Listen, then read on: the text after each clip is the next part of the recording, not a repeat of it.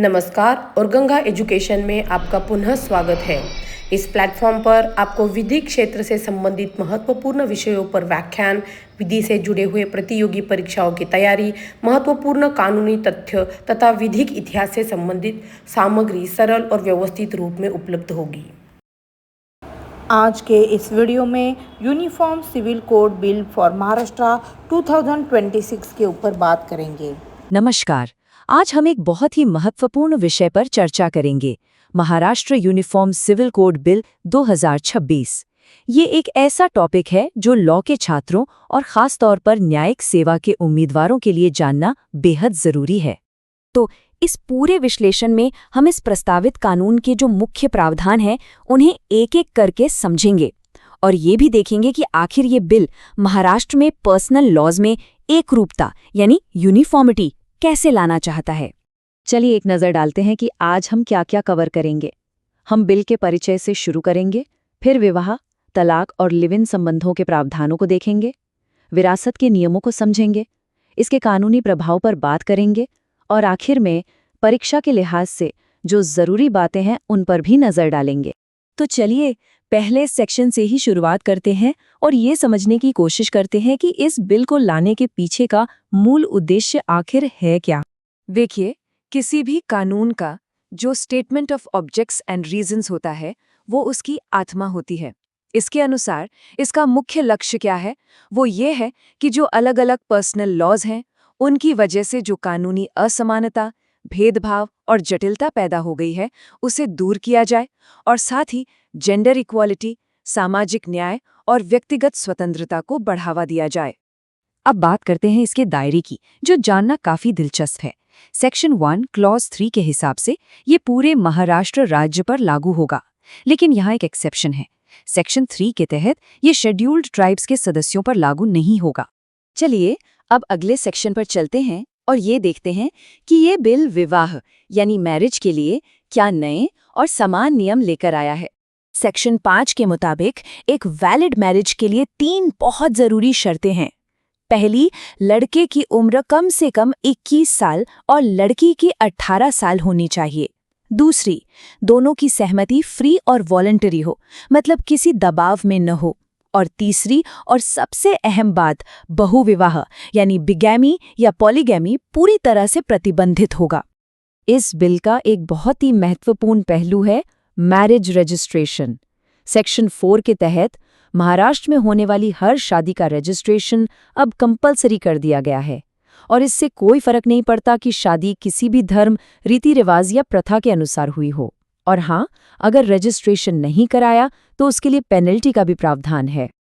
अच्छा, अब बात करते हैं मैरिज के डिसोल्यूशन यानी डिवोर्स की और साथ ही एक नई कानूनी अवधारणा लिव इन रिलेशनशिप्स की।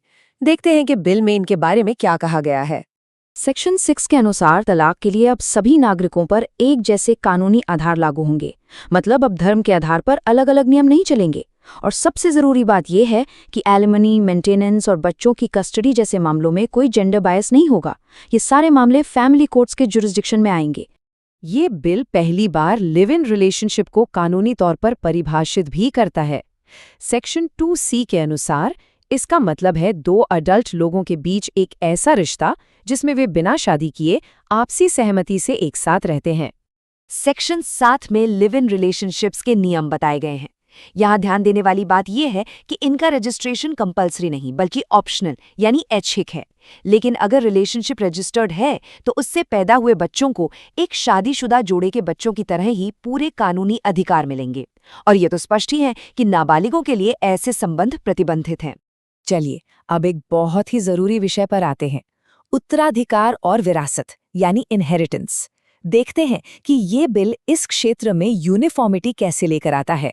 सेक्शन 8 विरासत के नियमों में एक बहुत ही बड़ा, एक क्रांतिकारी बदलाव लाता है। ये साफ तौर पर कहता है कि बेटे और बेटी को संपत्ति में बराबर का हक मिलेगा।